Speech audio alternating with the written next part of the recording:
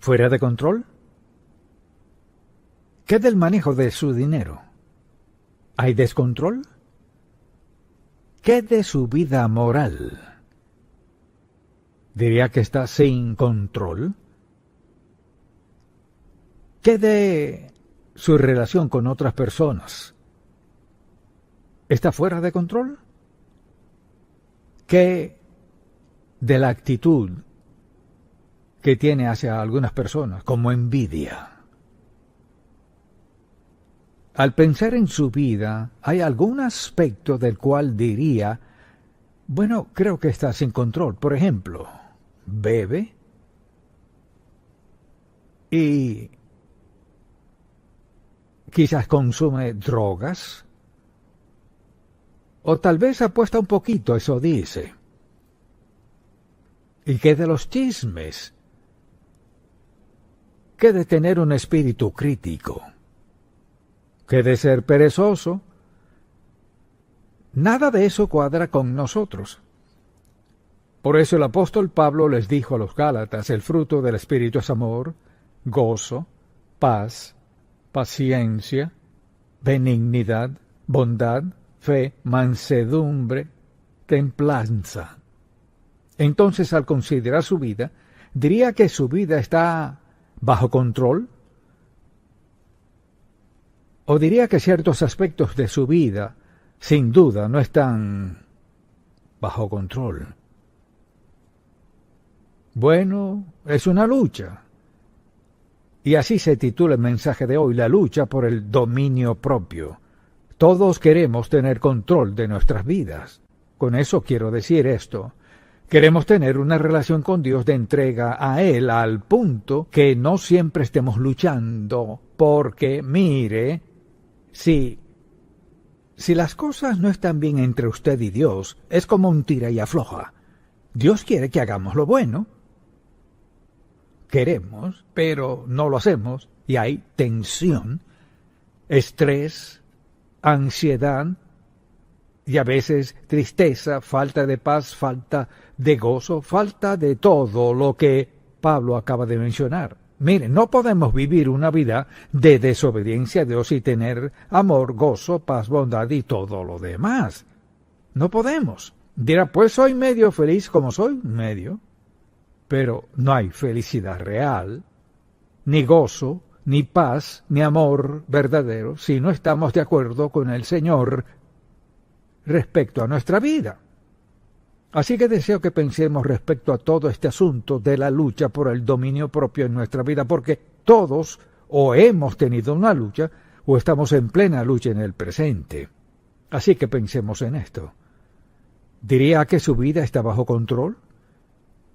¿Que tiene una actitud un tanto saludable respecto a todo esto? El deseo de ganar, la aceptación de otros. ¿Qué tan grande es ese deseo que tiene de ser aceptado por todos los demás? El deseo de ser amado por otros. ¿Quiere que le amen? O sea, tener una relación cercana. ¿Qué de los deseos de tener toda clase de placeres? ¿Lo caracteriza eso? Lo que sea divertido, lo que sea que le haga sentir bien por el momento, eso es lo que busca. ¿Qué del sexo? ¿Tiene deseos sexuales que están fuera de la voluntad de Dios? Vivimos en una sociedad que está muy orientada a lo sexual. Y el apóstol Pablo vivía en una sociedad que era una fosa séptica de inmoralidad. Y Pablo lo sabía. ¿Qué de los deseos de riqueza y seguridad? ¿Qué rango tiene eso en su lista de cosas importantes? Riqueza y seguridad. ¿Qué de los deseos de logro y superación? ¿Es saludable ese deseo o quiere superar a los demás? ¿Quiere ser mejor que otros? ¿Qué del deseo de tener notoriedad y fama? Mire, por eso es que la gente comete atrocidades. Tendrán su nombre y su foto en la televisión, en el periódico, pero mire cuánto les costó. Diría que tiene un gran deseo de felicidad. Si eso es cierto, ¿qué hace para ser feliz? ¿Qué hace para ser feliz. ¿Qué de su deseo de atractivo personal? ¿Es eso malo? No, no lo es. Pero requiere mucho de su tiempo y de su mente. ¿Solo quiere lucir bien o quiere lucir bien y mejor que alguien más? ¿Siente esa fricción? Si tan solo pudiera arreglarme el cabello como el de ella, o si tan solo pudiera vestirme como ella o como él. ¿Qué del deseo de control? ¿Tiene el deseo de controlar a otros? De algún modo tiene que ser el número uno. Y en su negocio no es el número uno, pero le gustaría serlo, quiere serlo. También, por ejemplo, un deseo de aceptación propia. Solo quiero aceptarme tal como soy. Ni usted ni yo nunca seremos alguien más. Piense en esto. No importa quién sea, ni cómo se perciba usted mismo, ni lo que quiera hacer en su vida, nunca será como alguien más. Dios le creó tal como es. Ahora, sea que distorsionemos eso por nuestras acciones o actitudes, eso es otra cosa. Pero al pensar en todo esto diría que su vida está bajo control, que tiene una actitud un tanto saludable en torno a todos estos aspectos. Ahora, hablemos del dominio propio. El dominio propio en sí es pensar antes de actuar. Lo que no hace mucha gente, pensar antes de actuar y considerar seriamente los resultados que tendremos. ¿Diría que eso es cierto en su vida? Su vida está bajo control, piensa antes de actuar. Se trata de la lucha por el dominio propio. Desde el versículo 19 del capítulo 5, Pablo nos prepara para los frutos del Espíritu al decir, en versículo 19, y manifiestas son las obras de la carne. Ahora, note lo que dice, hay frutos del Espíritu, o sea, lo que acabamos de mencionar, amor, paz, gozo. Estas actitudes vienen a ser de la labor del Espíritu Santo en nosotros, pero fíjese cómo contrasta eso en el versículo 19.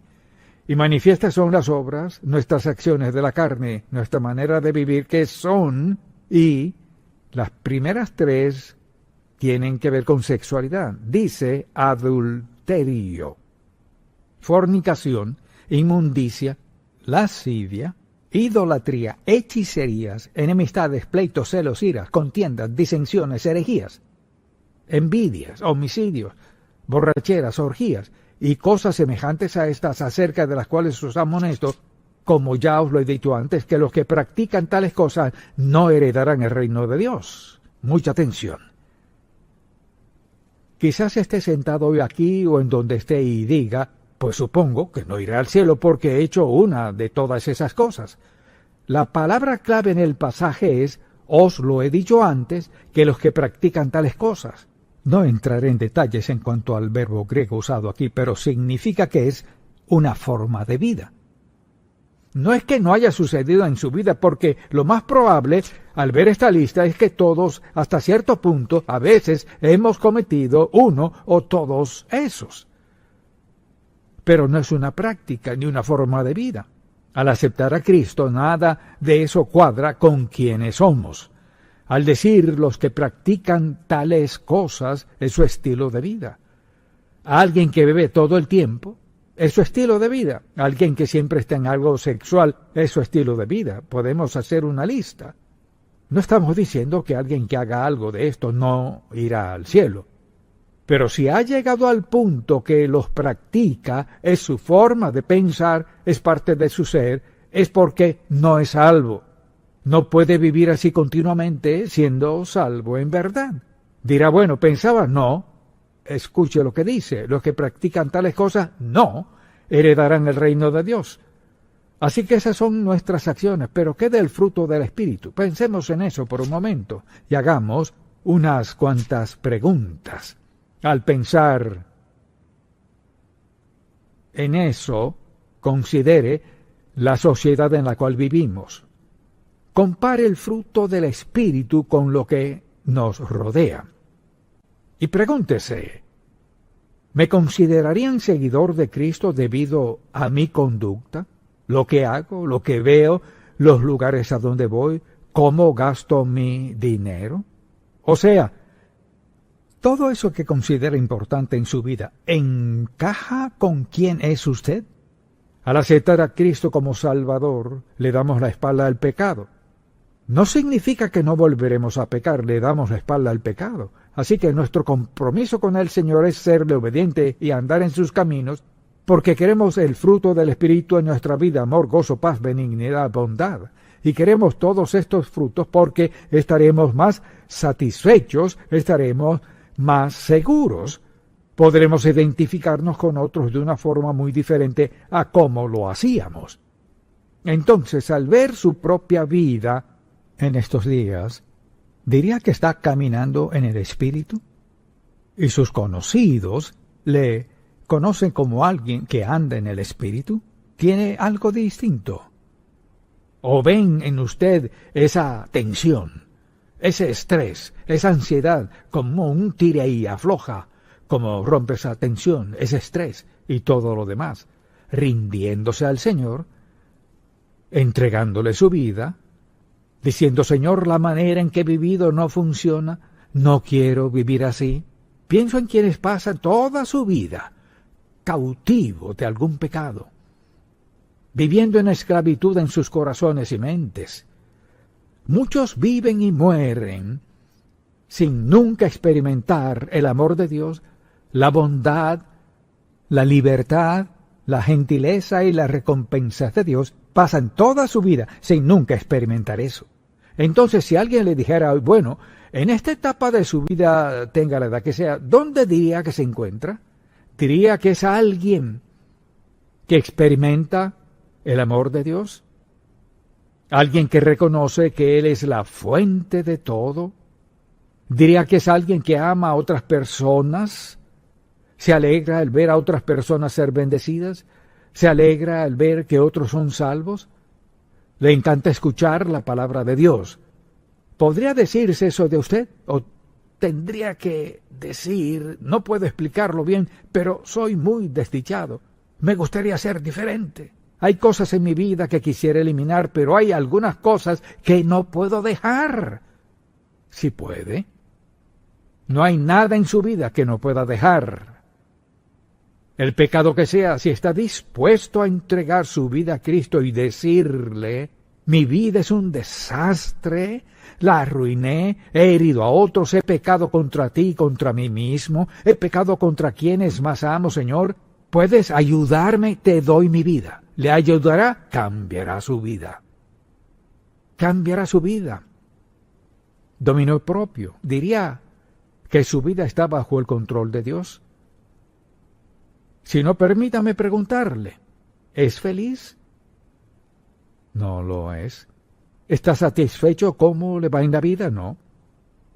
No puede vivir fuera de la voluntad del plan, el propósito de Dios para su vida y ser feliz. No puede. No el verdadero gozo, ni la paz real, ni ninguno de esos frutos del Espíritu. Eso no estará en su vida. El fruto del Espíritu, no de la carne. Y lo que más me concierne es cómo la gente vive y al ver su pasado piensan, bueno, ¿por qué me sucedió esto? ¿Por qué no fui bendecido? ¿Acaso no fue por no escuchar a Dios?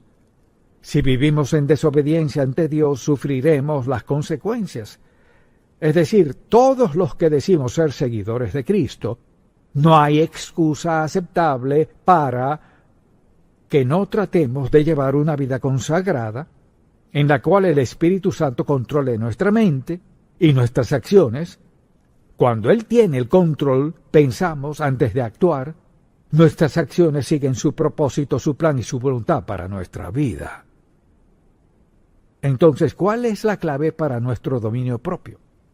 En este breve pasaje bíblico, Pablo nos da una oportunidad de examinarnos para ver dónde estamos en nuestra relación con el Señor. Entonces, dominio propio requiere que pensemos antes de actuar.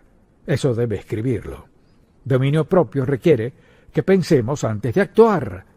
Y el problema es este. La gente actúa antes de pensar y luego se lamentan.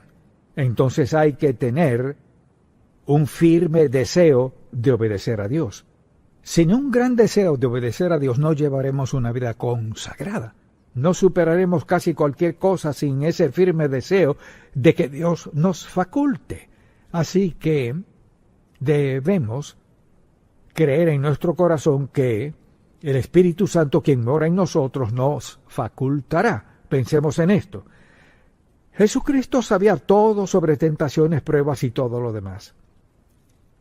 Por tanto, cuando nos prometió el Espíritu Santo, sabía lo atroz que era la sociedad en aquel tiempo. Al aceptar a Cristo como nuestro Salvador, el Espíritu de Dios vino a nuestra vida para facultarnos para vivir en cualquier sociedad donde vivamos, para vencer toda clase de pecados. Así que no es usted solo contra su entorno, sino usted y el Espíritu Santo, quien ha prometido darle lo que necesite para ser victorioso. Está allí con solo pedírselo y entregarle su vida. Al pensar en eso, considere que tiene alguien para ayudarle a superar esto. Así que considere muy en serio estas preguntas. Piénselo por un momento. Antes de hacer cualquier cosa, pregúntese: ¿cómo me afectará esto espiritualmente? En segundo lugar, ¿cómo me afectará esto económicamente? ¿Y cómo afectará mi salud? Mucha gente hoy está donde está físicamente por haber quebrantado las leyes físicas que Dios les ha dado. Luego se preguntan por qué están donde están. Así que a menudo es una violación de un principio que Dios les ha dado. Pensémoslo, ¿cómo esto afectará en lo espiritual, en lo económico, en mi salud? ¿Cómo esto afectará la manera en que otros me ven? Dirán al verle: ella está muy entregada al Señor. Puedo percibir que él está muy dedicado al Señor. Nunca lo convencerían de ir a ese lugar. Nunca permitirían eso en su vida. Es decir, al pensar en su vida, ¿cómo le ven los demás? No perfecto, nadie es perfecto, pero le ven, mucha atención, le ven como un verdadero creyente. Ven en usted a alguien que no solo dice ser creyente, sino una persona que lo vive. No perfecto, pero ven la diferencia en usted. Entonces, hágase esta pregunta, todas estas preguntas, y pregúntese: ¿cuáles son las consecuencias de mis acciones? Mis compañeros de trabajo me ven como alguien que ha llevado una vida cristiana. Mis amigos me ven como alguien que hoy fue sincero en esta situación. ¿Me ven otros como alguien que es muy insensato con el dinero? ¿Irresponsable con mi vida moral? ¿Irresponsable con mi actitud? Dicho de otro modo, es el fruto del Espíritu, evidente en nuestras vidas a diario, cada día. Pensemos un momento en esto. Dios ha provisto lo mejor de Él para nosotros y mire, no he dicho que sea fácil. No es fácil.